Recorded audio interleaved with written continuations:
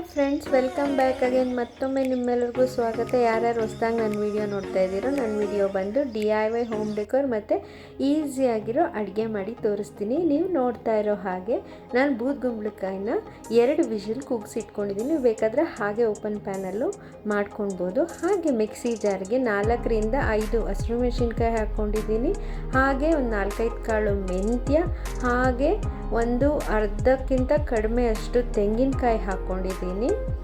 ತೆಂಗಿನಕಾಯಿ ಜೊತೆಗೆ ಜೀರಿಗೆ ಮತ್ತು ಒಂದು 7-8 ರಿಂದ 10 ಕಾಳಾಗೋಷ್ಟು ಸಾಸಿವೆ, ಒಂದು 1/4 ಚಮಚಕ್ಕಿಂತ ಕಡಿಮೆ ಸಾಸಿವೆ ಹಾಕ್ಬಿಡಿ. ಯಾಕಂದರೆ ಸ್ವಲ್ಪ ಮೆಂತ್ಯ ಅದು ಕಹಿ ಹೊಡೆಯುತ್ತಲ್ಲ, ಸೊ ಹಾಗಾಗಿ ಇದನ್ನೆಲ್ಲ ಹಾಕ್ಕೊಂಡು ನಾನು ನೆನೆಸಿ ಆಗಲೇ ಒಂದು ಅರ್ಧ ಗಂಟೆ ಮುಂಚೆನೇ ಇಟ್ಕೊಂಡಿರೋ ಕಡಲೆಬೇಳೆ ಮತ್ತು ಕೊತ್ತಂಬರಿ ಸೊಪ್ಪು ಹಾಕ್ಕೊಂಡು ಮಿಕ್ಸಿ ಜಾರಲ್ಲಿ ರೆಡಿ ಮಾಡಿಕೊಂಡು ಅದನ್ನು ನೀಟಾಗಿ ನುಣ್ಣಗೆ ಮಿಕ್ಸಿ ಮಾಡ್ಕೊಳ್ಳಿ. ಕಡಲೆಬೇಳೆ ನಮಗೆ ಸಾರಿಗೆ ಮಂದ ಕೊಡುತ್ತೆ, ಹಾಗಾಗಿ ಕಡಲೆಬೇಳೆ ಯೂಸ್ ಮಾಡ್ಕೊಳ್ಳಿ.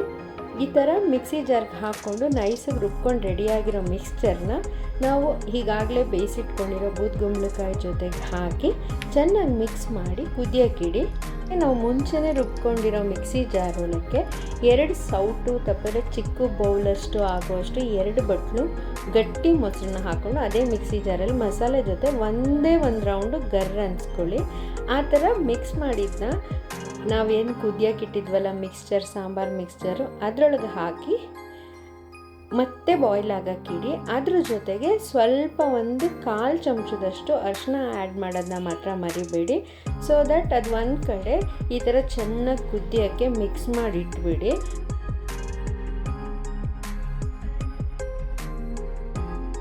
ಹಾಗೆಯೇ ಒಗ್ಗರಣೆಗೆ ಒಂದು ಚಿಕ್ಕ ಬಾಣಲಿ ಇಟ್ಟು ಅದರೊಳಗೆ 2 ಸ್ಪೂನಷ್ಟು ಎಣ್ಣೆ ಹಾಕ್ಕೊಳ್ಳಿ. ಎಣ್ಣೆ ಹಾಕ್ಕೊಂಡು ಎಣ್ಣೆ ಬಿಸಿ ಆದಮೇಲೆ ಜೀರಿಗೆ ಮತ್ತು ಸಾಸಿವೆನ ಒಗ್ಗರಣೆಗೆ ಹಾಕ್ಕೊಳ್ಳಿ. ನೋಡಿ, ಈ ಥರ ಜೀರಿಗೆ ಸಾಸಿವೆ ಒಗ್ಗರಣೆಗೆ ಹಾಕ್ಕೊಂಡು ಚಿಟ್ಟಿಸ್ಕೊಂಡು ಕರಿಬೇವು ಒಣಮೆಣ್ಸಿನ್ಕಾಯಿ ಹಾಕಿ ಚೆನ್ನಾಗಿ ಒಗ್ಗರಣೆ ರೆಡಿ ಮಾಡಿಕೊಂಡು ಈ ಬಾಯ್ಲ್ ಆಗ್ತಿರೋ ಸಾಂಬಾರಿಗೆ ಮಿಕ್ಸ್ ಮಾಡಿದ್ರೆ ಸಮ್ಮರ್ ಸ್ಪೆಷಲ್ಲು ಮಜ್ಜಿಗೆ ಸಾರಾದರೂ ಹೇಳ್ಬೋದು, ಇಲ್ಲ ಮಜ್ಜಿಗೆ ತಂಬುಳಿನಾದರೂ ಹೇಳ್ಬೋದು, ರೆಡಿ ಆಯಿತು. ಇದನ್ನು ಈ ಸಮ್ಮರಲ್ಲಿ ಮಾಡ್ಕೊಂಡು ತಿನ್ನೋದು ಮರಿಬೇಡಿ. ಇದು ತುಂಬ ಆರೋಗ್ಯಕರ ಹಾಗೂ ಇವಾಗಿನ ಬೇಸಿಗೆಗೆ ತುಂಬ ಯೂಸ್ಫುಲ್ ಆಗುತ್ತೆ. ಹಾಗೆ ಈ ಸಾಂಬಾರು, ಈ ಮಜ್ಜಿಗೆ ಹುಳಿ ಹೇಗೆ ಅನ್ನಿಸ್ತು ಅಂತ ತಿಳಿಸೋದನ್ನ ಮರಿಬೇಡಿ. ನನ್ನ ಚಾನಲ್ನ ಸಬ್ಸ್ಕ್ರೈಬ್ ಮಾಡೋದು ಮಾತ್ರ ಮರಿಬೇಡಿ. ಹಾಗೆ ಮುಂದೆ ಹೋದರೆ ನಿಮ್ಮೆಲ್ಲರ ಮನೆಯಲ್ಲೂ ಈ ಥರ ಬುಟ್ಟಿ ಇದ್ದೇ ಇರುತ್ತೆ.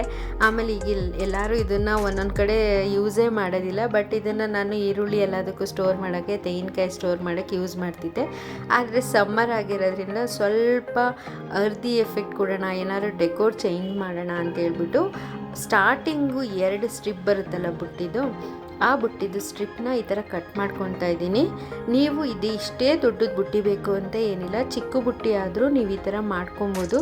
ತುಂಬ ಕ್ಯೂಟಾಗಿ ತುಂಬ ಚೆನ್ನಾಗಿ ಈ ಸಮ್ಮರ್ಗಂತೂ ಸಖತ್ತಾಗಿ ಕಾಣುತ್ತೆ. ಅದನ್ನು ಹೋಲ್ ಮಾಡಿಕೊಂಡು ಈ ಥರ 2 ವಯರ್ನ ನೀಟಾಗಿ ಅದರೊಳಗೆ ಸೇರಿಸ್ಕೊಳ್ಳಿ.